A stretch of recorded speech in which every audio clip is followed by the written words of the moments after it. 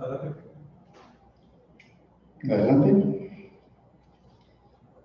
Muy buenas tardes, noches.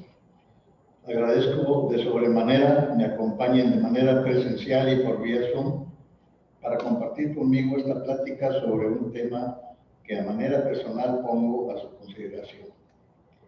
Primeramente, analizo brevemente el comportamiento de la economía en México a través de la historia, a partir del periodo presidencial de don Lázaro Cárdenas del Río en el periodo de los años 1934 a 1940, hasta el periodo actual del presidente Andrés Manuel López Obrador en sus 2 años de mandato, del 2018 al 2020.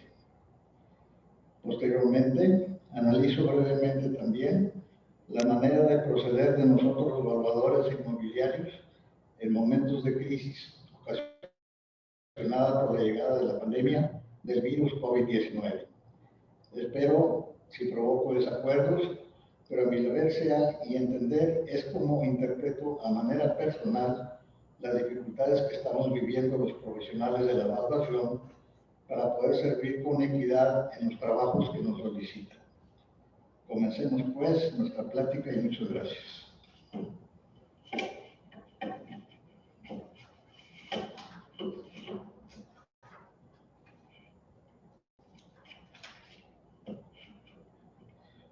Comenzaremos por definir que la devaluación es la disminución o pérdida de valor nominal de una moneda corriente frente a otras monedas extranjeras.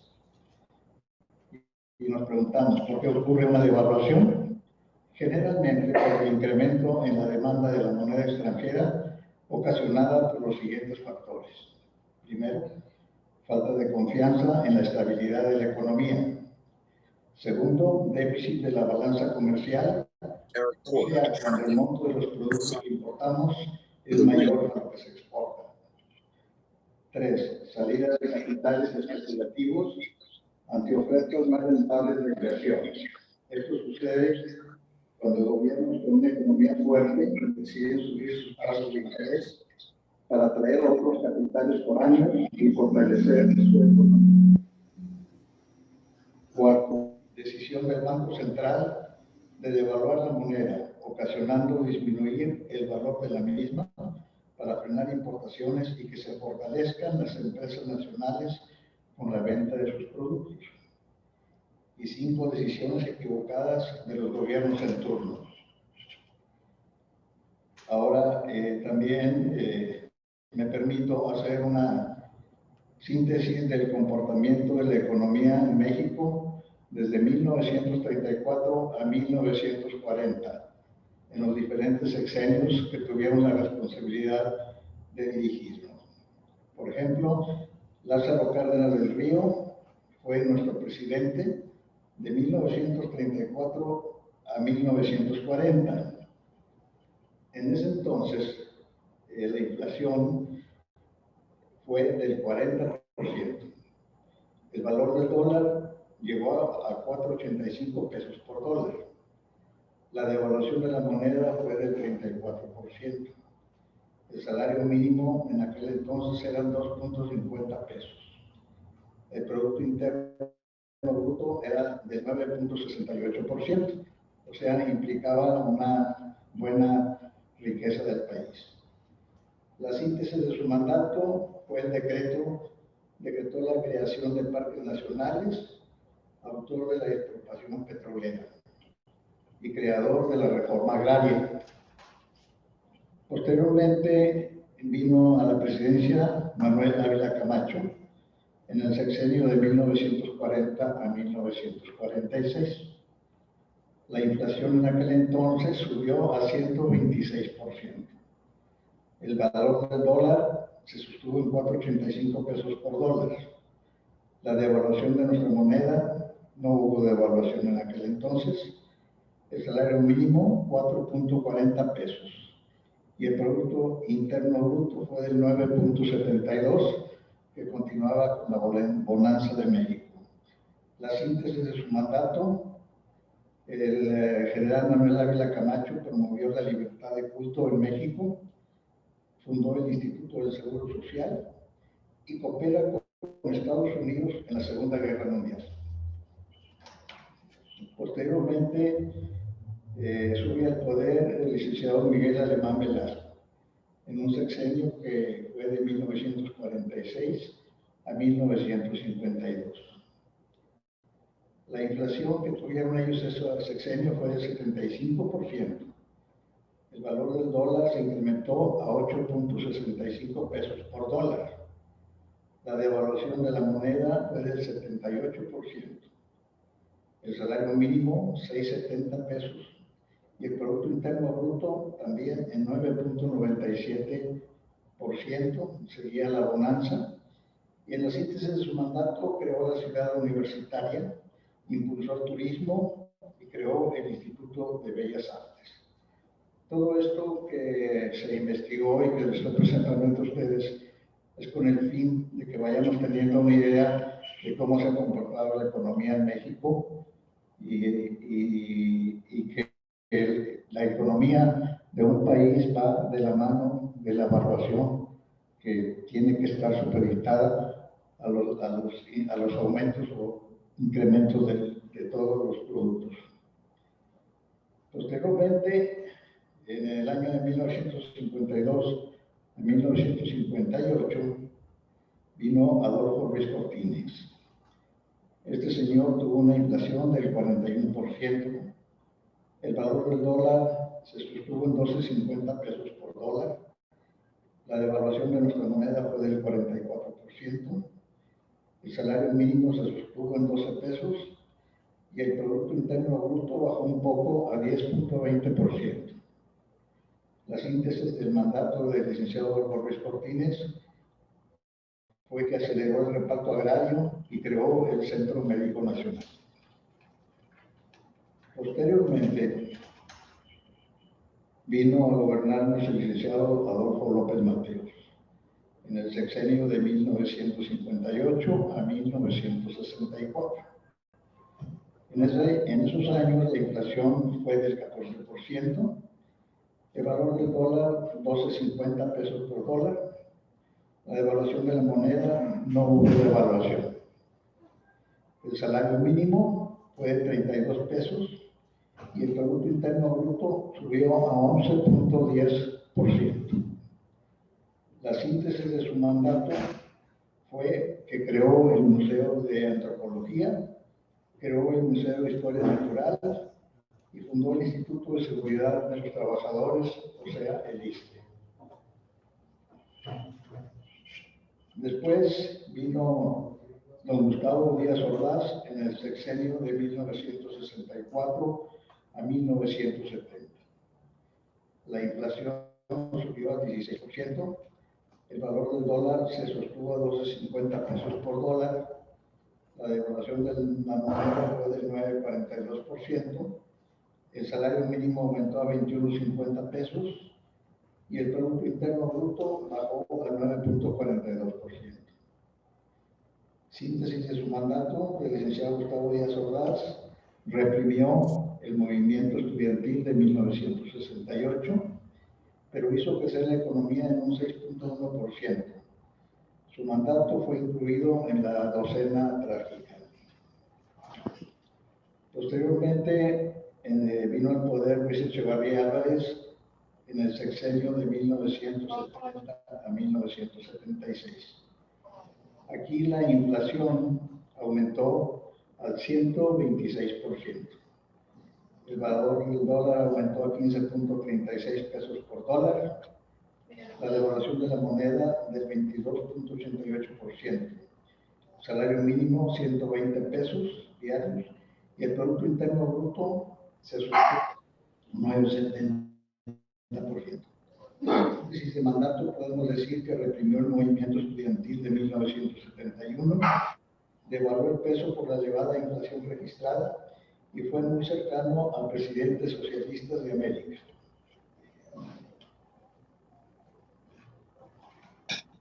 Posteriormente,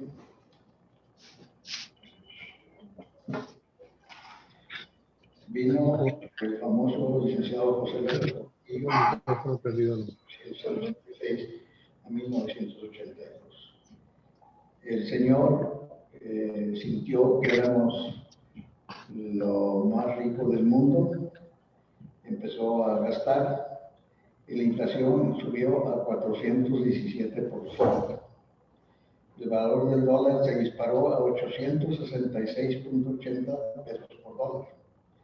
La devaluación de nuestra moneda fue del 800.80%.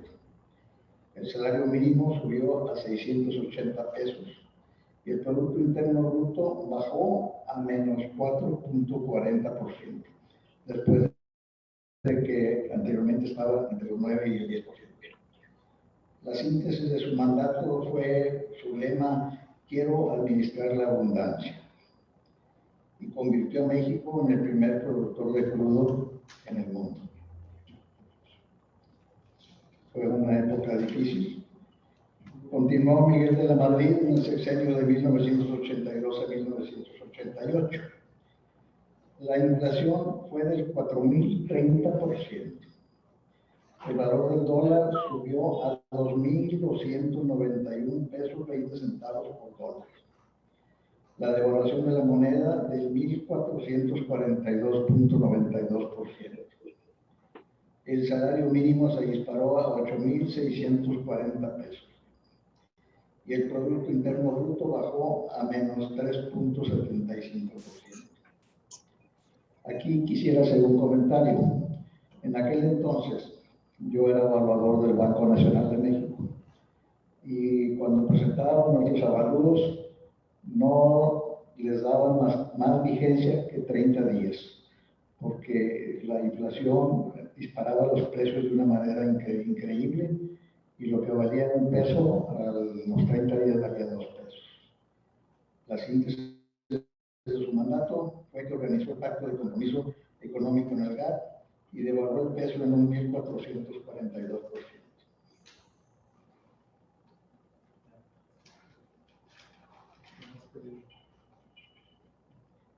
Posiblemente después llegó Carlos Salinas de Gortari en el sexenio 1988 a 1994. La inflación la bajó a 141%.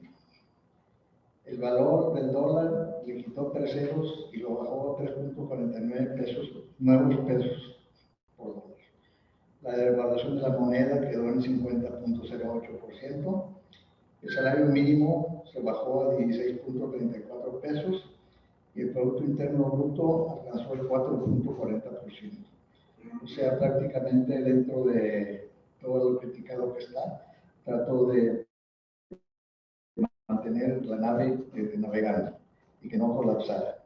La síntesis de su mandato incluyó poner fin a la reforma agraria, vendió Telmex a la iniciativa privada y negoció el Tratado de Libre Comercio. Salió Salinas de Gortari y vino a gobernarnos Ernesto Zedillo Ponce de León en el sexenio de 1944 al año 2000. La inflación en ese sexenio fue del 225%, el valor del dólar 9.42 nuevos pesos por dólar, la devaluación de la moneda de 173.82%, el salario mínimo de 40.35 pesos. Producto Interno Bruto bajó a menos 0.20%. La síntesis de su mandato fue que inició el programa Fobaproa, enfrentó al ejército de SNL y rescató el Sistema Nacional Bancario.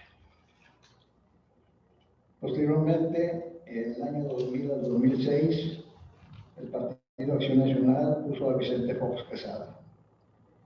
Don Vicente tuvo una inflación del 30%, el valor del dólar se sostuvo a 10.99 pesos por dólar, la devaluación de la moneda del 16.80%. El salario mínimo fueron 50.57 pesos y el Producto Interno Bruto del 5.10%. La síntesis del mandato del licenciado Vicente Fox fue que gravó el IVA a medicinas y alimentos y no contó con mayoría absoluta en el Congreso por ser un partido opositor. Posteriormente, don Felipe Calderón Hinojosa estuvo en el sexenio del 2006 al 2012 y tuvo una inflación del 3.0. El valor del dólar estuvo a 13.01 pesos por dólar. La devaluación de la moneda fue de 18%. El salario mínimo 62.33 pesos y el Producto Interno Bruto al 3.30%. Se empezaba a nivelar. La síntesis de su mandato, su lema, moderación y transparencia económica, y enfrentó un problema muy fuerte que fue el combate al narcotráfico. Posteriormente, Enrique Peña Nieto en el sexenio del 2012 al 2018. Contuvo la inflación al 4.83%, el valor del dólar a 18.58 pesos por dólar. La devaluación de la moneda fue del 44%.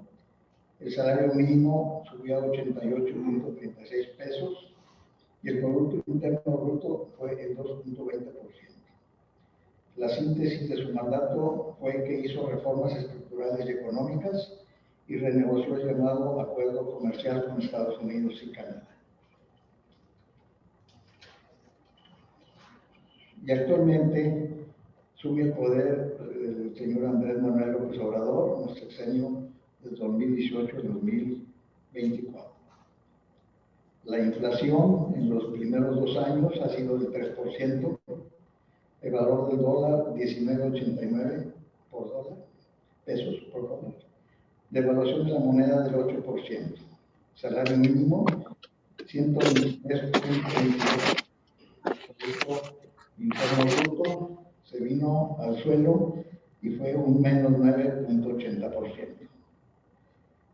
Ahora, aquí hay que aclarar que los datos del mandato de Andrés Manuel López Obrador están analizados hasta el año 2020, faltando los 4 años de mandato.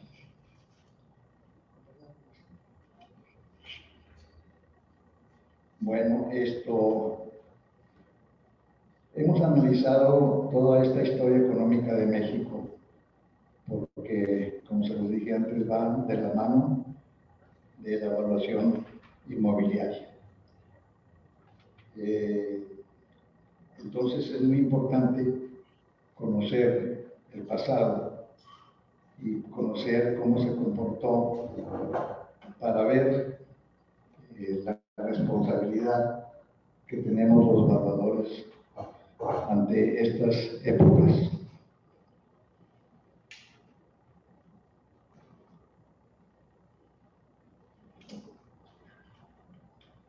Actualmente la economía de México está basada en el mercado libre, orientado a las exportaciones y a la entrada de remesas producto del trabajo de mexicanos residentes en Estados Unidos, que es una entrada muy importante a México. México es la primera economía de Hispanoamérica, la segunda de América Latina y la tercera economía de mayor tamaño de toda América, solo después de Estados Unidos y Brasil. En el año 2019, y después de que el gobierno entrante del presidente Obrador decidió romper con lo establecido al suspender y demoler el avance de un gran aeropuerto internacional, en el cual se fincaban todas las esperanzas de incrementar una fuente de ingresos mayúscula, como es el turismo internacional, la economía en México ha venido a menos en diferentes sectores. Actualmente, México está pasando por una fuerte crisis económica mundial, que invariablemente afectará o está afectando a este país por las políticas monetarias del actual presidente y por la pandemia del COVID-19 que está azotando no solo a México, sino al mundo entero. Actualmente, al año 2020, la moneda en México se encuentra estable por los movimientos financieros que lleva a cabo el Banco de México y las malas políticas del presidente de Estados Unidos, Donald Trump. A pesar de eso, la economía, que es la más golpeada, espera que para el año 2022 crecerá entre el 0.1 al 0.5% en promedio anual, y las tasas de interés bancario estarán entre el 2.5% al 3.5% en los siguientes 4 años, lo cual pondrá en peligro a México, que pueda devaluar su moneda. Este trabajo también está prácticamente corregido, porque creo firmemente que en poco tiempo vamos a tener que devaluar nuestra moneda para poder ser competitivos. Lo anterior representará un sexenio sin crecimiento económico, o sea, el actual, que derivará de un menor bienestar para la población, aunado a una pandemia muy mal manejada por el gobierno en turno, por el manejo inadecuado al no autorizar una política pública donde se inyectara dinero al mercado interno y a las empresas para que pudieran seguir produciendo y con esto evitar el desempleo actual que tiene índices alarmantes. Por último, se necesitará activar la vacunación masiva en el país, esperando que se termine de vacunar el total de habitantes en México para el año 2022 y así iniciar el periodo de activación económica. Vamos a hablar sobre la evaluación en momentos de crisis. Los evaluadores profesionales, como nosotros, quienes tienen que ver con criterios de valor, son los expertos conocedores de los métodos y estándares de la evaluación, por lo cual, siendo este su campo, pueden estimar el valor de propiedades que cualquier otro podrán parecer tan disímiles como evaluar inmuebles, maquinarias y equipo, empresas de servicios públicos, agricultura, ganadería, obras de arte, antigüedades, arte decorativo, gemas, joyería, contenidos residenciales, libros raros y manuscritos, valores o títulos, franquicias, patentes y derechos de autor, etcétera, etcétera. En cualquiera de estas áreas, la función principal del evaluador es indicar el valor actual de mercado de un bien o artículo a sus propietarios, posibles compradores o vendedores. En nuestro complejo y creciente mundo, es esencial para el gobierno, para las empresas privadas, así como para todos los individuos, estar al tanto del valor de sus bienes, ya sea inmuebles, pinturas, joyas, etc. Los avalúos son necesarios por una variedad de razones, tales como impuestos, procedimientos legales, inventarios anuales, fusiones, adquisiciones, herencias, etcétera, etcétera.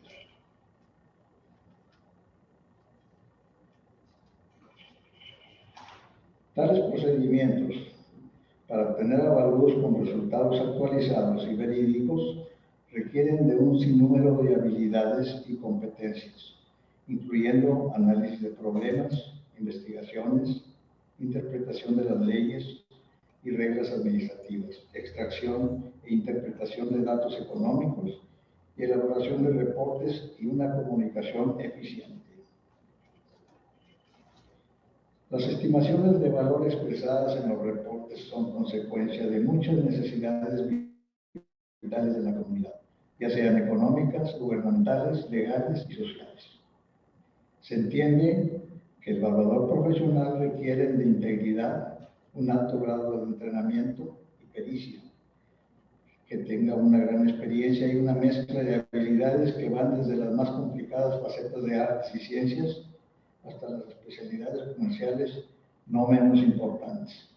A veces se queda uno asustado de la gran responsabilidad de nosotros los evaluadores para poder dar valor a cosas tan extrañas.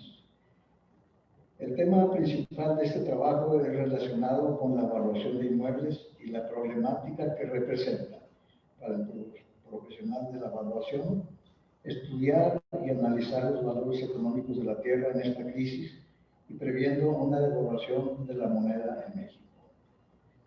Hay que decir que la evaluación no crea valor, sino observa todos los aspectos que influencian a los bienes raíces, sus usos y las fuerzas que por su interacción influyen en los valores. Aquí platicaremos sobre los métodos de evaluación que nosotros los evaluadores ya los conocemos, se considera que los métodos de evaluación de bienes inmuebles son fundamentalmente el método directo, en el que examina por separado el valor de la tierra y las mejoras asentadas en ella. El indirecto es el que tiene en cuenta la renta que produce la propiedad o es susceptible de producir, y el método de mercado es el que toma como base las transacciones de inmuebles ya realizadas. Bueno, entonces trataremos de hablar del método físico o directo. El método físico directo permite conocer el valor del inmueble mediante la suma de los costos físicos, como son el terreno, construcciones e instalaciones especiales. Además, costos financieros, ganancias racionales y gastos promocionales. Si hacemos el avalúo de un inmueble utilizando este método, prácticamente estará ajustado a la realidad, ya que por primera vez en una inflación, pero no va en la misma proporción, ya que la carencia de liquidez no permite aumentar los costos en proporción al porcentaje de devaluación. Sin embargo, es necesario se investigue y se esté monitoreando el mercado de materiales y mantener actualizado el valor de reposición. En el método de la renta o del producto, diremos que se basa en que la renta producida por el bien raíz es el interés de un capital trabajando en condiciones normales. El procedimiento analiza el monto de una inversión a través de las ganancias reales o equivalentes que un bien puede generar con base en la capitalización del ingreso neto. Este estimado de valor toma en consideración las investigaciones de modalidades y niveles de arrendamiento en la localidad, riesgos de inversión, tasas de capitalización, gastos de operación y reparaciones, fondos de reservas para reposiciones y gastos fijos como impuestos, derechos y amortizaciones. Ante la oferta de inmuebles sin renta, sobre todo en oficinas ubicadas en edificios localizados en zonas caras, y considerando que en los años 2021 y 2022 el escenario nacional será de recesión con inflación, las rentas de los mismos deberán ajustarse probablemente a la baja, si es que se desea lograr una mayor ocupación de los inmuebles afectados. Aquí en este caso ya se está dando este problema, sobre todo en los grandes edificios de la zona Valle Oriente.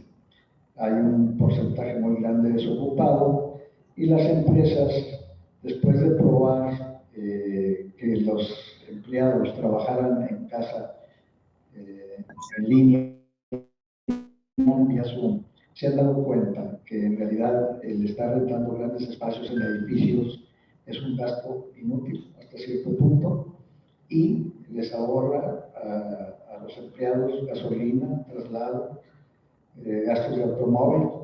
Entonces, según los criterios de los que conocen, predicen que los grandes corporativos en edificios inmensos donde albergan a 1,000, 2,000, 3,000 personas tienden a la baja.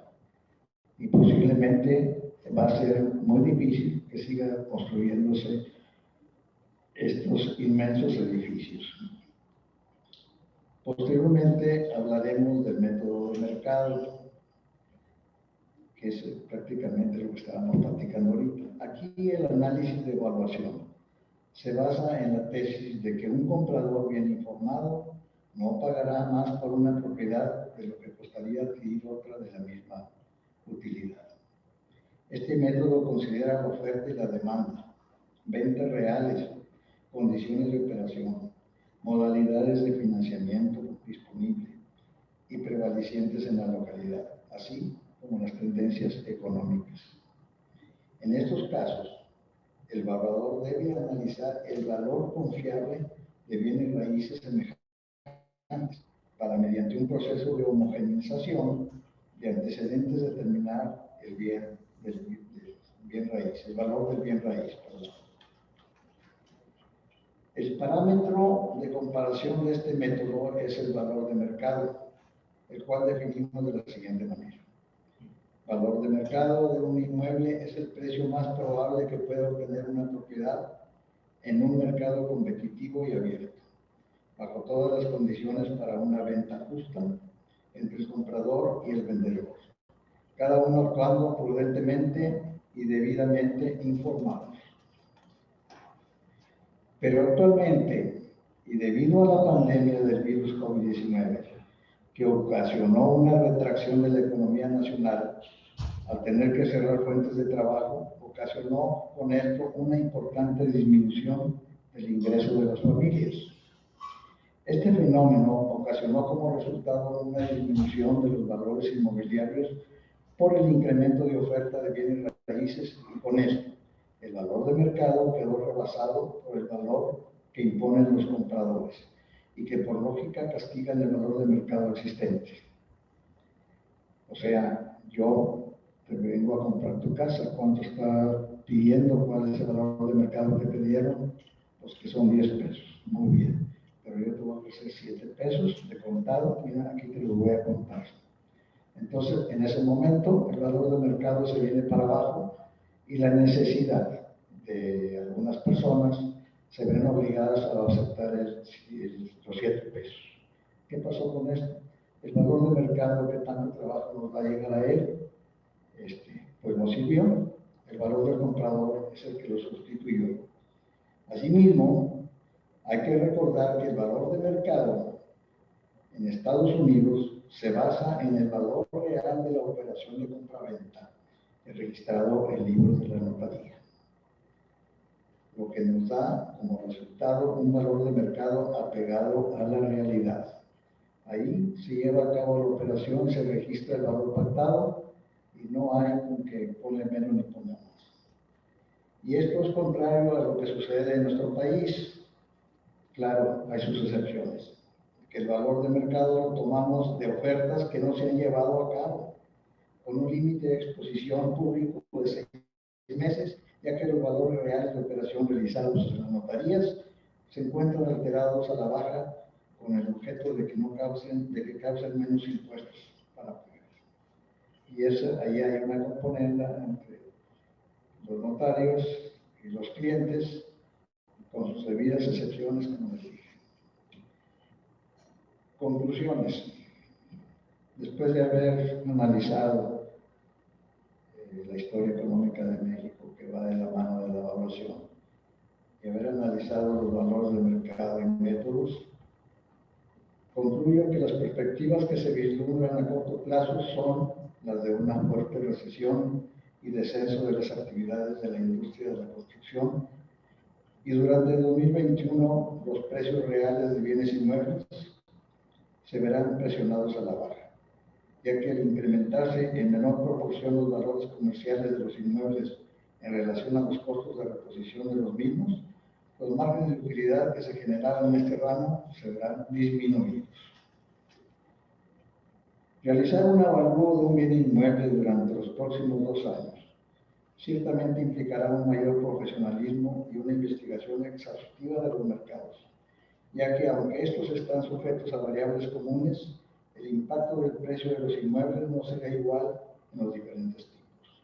Se recomienda a los usuarios de un avalúo de un bien raíz acudan a solicitarlo a un colegio de evaluadores donde todos sus integrantes tienen la obligación y requisito de haber cursado una licenciatura, una especialidad y una maestría en una universidad de prestigio. Pongo a su consideración mi plática y les agradezco mucho sus atenciones. Muchas gracias.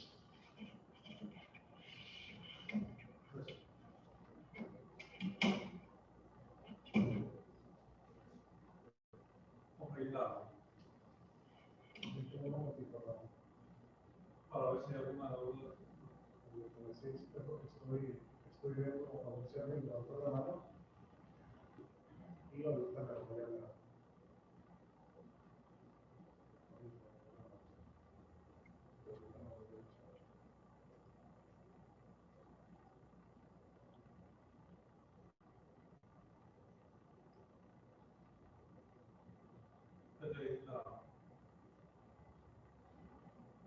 Para preguntar si alguien tiene. Nos pasa el micrófono. comentario? Colegas. Estimado vicepresidente, felicidades por tu exposición.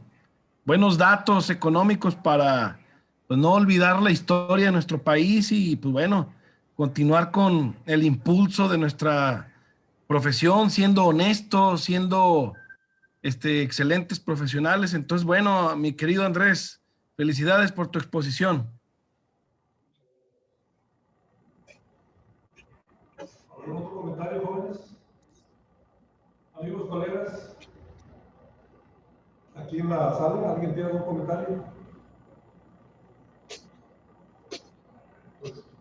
Muchas gracias. A lo mejor yo cito, Pedrito, que, bueno, ya te lo dije, pero igual que sea ahorita de manera pública, de que pues está muy buena, como yo lo digo, Frank, está muy buena la investigación, está muy interesante, y pues habrá que ver, esperemos que tu predicción no sea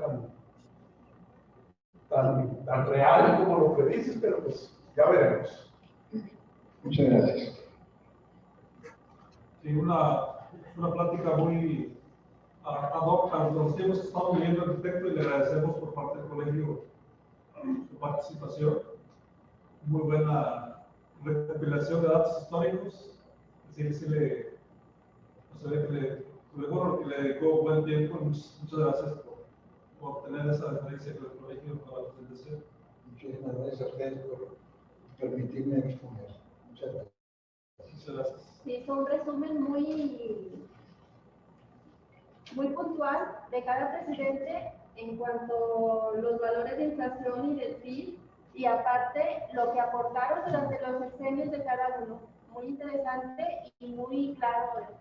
Sobre todo, Paquita, para que más que todas las generaciones jóvenes conozcan el proceso económico que ha venido llevando México, el porqué de las cosas, el porqué de la devaluación y todo eso. Y la posición del Salvador actualmente, que es de mucha responsabilidad. Muchas gracias por tu comentario. Gracias. Bueno, Se requiere sí, ¿cómo? ¿Sí? Y aquí van a hacer un comentario de manera presencial aquí en la sala. ¿Sí? Bueno, es rápido, nada más. Si estamos previendo, y de hecho ya se están viendo movimientos en Si quiere acercarse aquí a la cotización del dólar. para que escuche usted. ¿Ya? ¿Aló? Está bien, está bien. Sí. Si estamos viendo que ya empieza a haber ahorita ajustes, o sea, ya el dólar empieza a tener brinquitos. Yo me he enfrentado ahorita a la situación de tener que seleccionar comparativos para valor de un inmueble que se están ofertando en dólares. Entonces aquí la pregunta sería, ¿qué tipo de cambio tendríamos que tomar? ¿Qué tipo de cambio tendríamos que tomar para prever esos cambios que se ven a futuro, y a futuro ya a corto plazo? Hoy en la mañana creo que el Banco de México estaba el dólar a 21.2 o 21 punto y pico. En casas de cambio estaba muy raro. En casas de cambio había desde 19.50 hasta 21, hasta 20.95. Entonces, o sea, algo está pasando y todavía no está claro. Entonces, vienen tiempos turbulentos y mi pregunta es esa. ¿Qué tanto tendremos que frenarnos en usar algún tipo de cambio, o usted, con su experiencia, qué es lo que nos propone? Bueno, precisamente retomando la pregunta del arquitecto, hoy en la mañana me di cuenta de ese fenómeno que se presentaba. Entonces, fui a Banorte y el dólar estaba a 21 pesos y en las casas de cambio a 19.50. Entonces, me extrañó el diferencial tan grande entre una casa de cambio y una banco.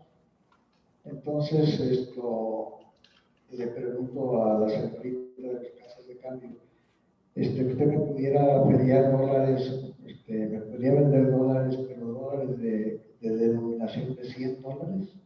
Dijo, no, yo le cambio los dólares nada más que con billetes de $20.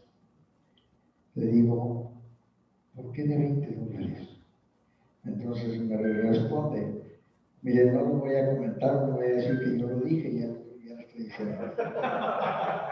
Dijo, pero el mercado está inundado de billetes de $20, porque es lo que vale la droga en papelito, $20.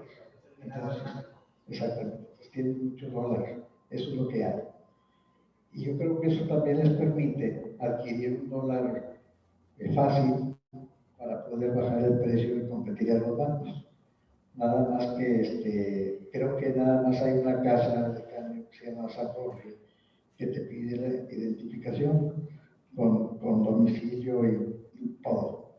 Entonces, estos señores de las casas de cambio, no sé bajo qué régimen trabajen, pero no te piden nada. Llegas, entregas tu dinero, te dan dólares y adiós, que no te conocen nunca, ¿verdad? Ahora, ¿cómo cuidar de los santos del peso del dólar? Pues es muy difícil pronosticarlo. Yo creo que en este caso tendríamos que fijar un lapso de tiempo de vida del avalúo menor, ¿verdad? Antes decíamos, bueno, este avalúo tiene una vigencia de un mes, 6 meses, pero en 1980, que les comento que yo trabajaba en el Banco Nacional de México haciendo avalúos, nos daban 30 días de vigencia por la gran que había, ¿verdad?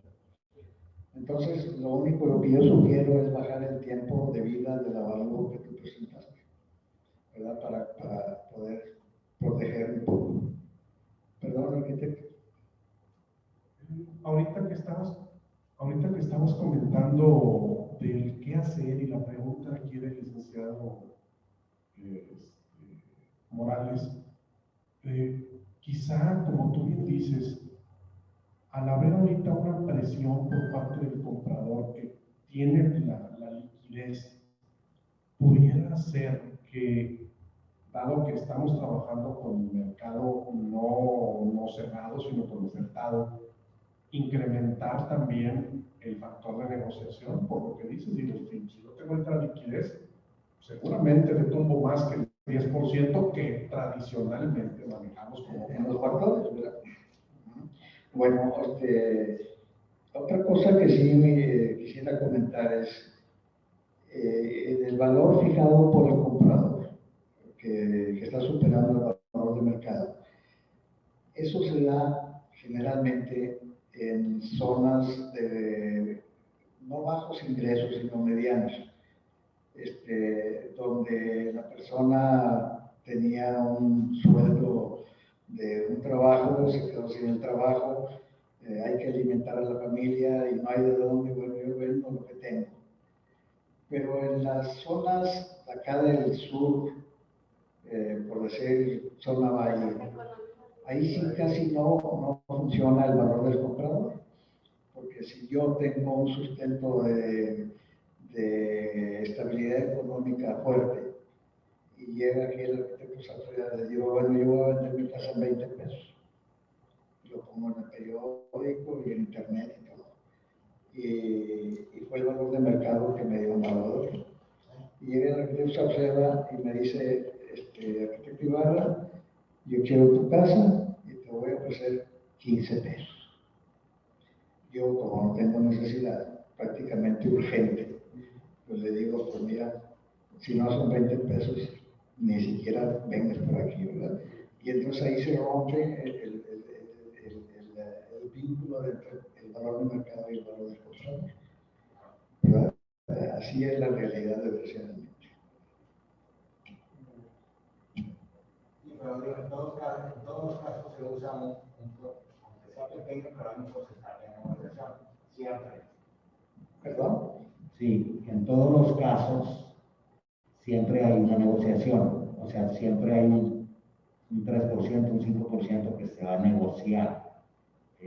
A mí se me hace muy buena la sugerencia aquí del Arqui, Andrés, porque si tú quieres protegerte contra la incertidumbre en los próximos meses, o por decirlo así más claro, en el próximo fin del resto de este sexenio, pues te tienes que proteger considerando posiblemente que haya más negociación y también lo que comentábamos del dólar, ¿verdad? Tratar de agarrar un valor del dólar que sea más, pues, más cercano a la realidad, que podría ser el tipo de cambio del Banco de México, ¿no? Porque pues, es el que se utiliza en transacciones internacionales y no el dólar de la casa de cambio, que como bien acaba de mencionar, pues cuesta en un lado de billetes de 20. Sí, así es. Esto, sí tienes mucha razón en eso, porque el valor de negociación siempre es una herencia de los árabes que nos llegó muy, muy directo, ¿verdad? Entonces, esto es viable, es lícita y todo eso. Mas, sin embargo, habrá personas que no tengan necesidad y que no acepten la negociación, ¿verdad? Siempre, siempre hay de todo aquí en la viña del Señor. Esto, esperamos que nos equivoquemos, esperamos que se enderece el rumbo de nuestro país, porque lo que sí es cierto que todavía hasta ahorita somos, lo que dije aquí, lo que investigué, que somos la primera economía después de esta de Estados Unidos y Brasil. Ojalá podamos seguir manteniendo, la verdad. Dios quiera. Muchas gracias. Gracias a ustedes. ¿Algún otro comentario, compañeros, ahí de vía remota? ¿Algún otro comentario? Si no tienen algún otro comentario, pues nuevamente, perdón, sí, hay otro comentario acá de manera presencial. Díganos su nombre y... Buenas tardes, mi nombre es José Manuel Velarde, soy reciente miembro aquí del colegio. Y primeramente que nada agradecer al arquitecto por su exposición y experiencia, compartir sus experiencias. Gracias. Y a mí lo que me llamó la atención fue el comentario que refiere que en Estados Unidos el valor mercado toma como referencia, como base lo que es las operaciones ya consolidadas que se registran en los libros notariales. Entonces, aquí en México, ¿qué tan factible o posible será aplicar esa misma metodología? Lo que pasa es que desgraciadamente aquí, como les dije, no son todas las notarías, pero sí hay muchas notarías que están viciadas en cuanto a ayudar a los clientes a pagar menos impuestos. Es decir, yo te voy a vender una casa en 100 pesos y Paquita la va a comprar. Entonces, Paquita dice, bueno, pues yo quisiera que no se pusieran 100 pesos porque yo tengo que pagar un porcentaje del valor de la operación. Entonces, el notario,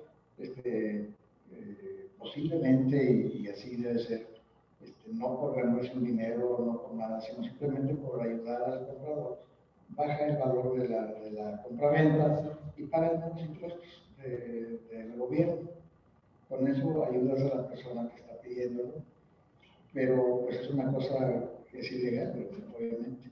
Y ahí en Estados Unidos son muy especiales en ese tipo de situaciones. Si lo llegan a descubrir, van a la cárcel directamente. Entonces, nadie se anima, ninguna notaría o las personas que se encargan de eso, ¿verdad? Se animan a hacer el favor a nadie, ¿verdad? Y eso es lo que ojalá cambiara, ojalá se acabara la corrupción, como dice nuestro presidente. Okay, sí, gracias. Gracias. Muchas gracias. Gracias. ¿Algún otro comentario en línea? O si no tienen algún otro comentario, les vamos a agradecer. Vamos a entregar un reconocimiento a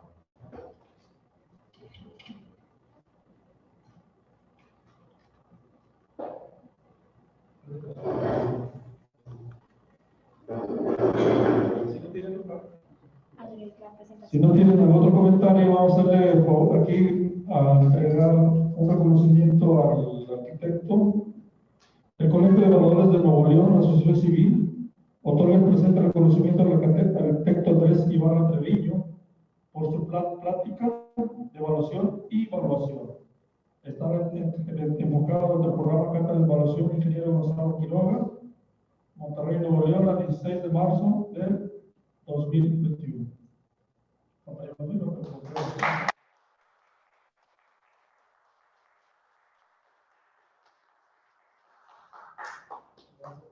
Muchas gracias a todos. Muchas gracias.